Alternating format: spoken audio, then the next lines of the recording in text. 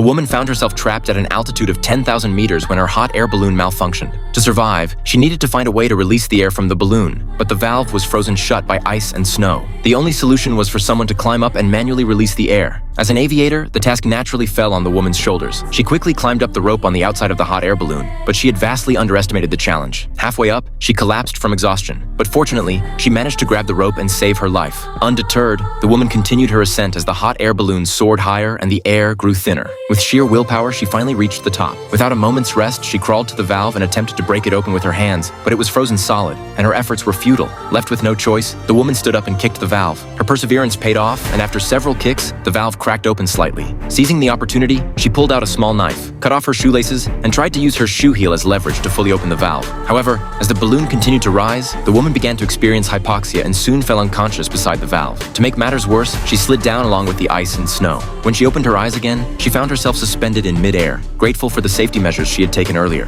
Now the question was how to get back into the basket. The woman shouted the man's name with all her might, but there was no response. Desperate, she used her willpower to swing herself towards the rope and grabbed it. It was then that she saw the man had already passed out. The woman struggled to climb back into the basket, calling out the man's name. After about 2.5 minutes, the man finally regained consciousness. Now, all they had to do was wait to go home. However, as the air in the balloon decreased, its descent speed increased. At this rate, they would still be killed by the impact. To slow down the descent, they had no choice but to throw out some less essential items. In the end, they succeeded in surviving. The movie ends here.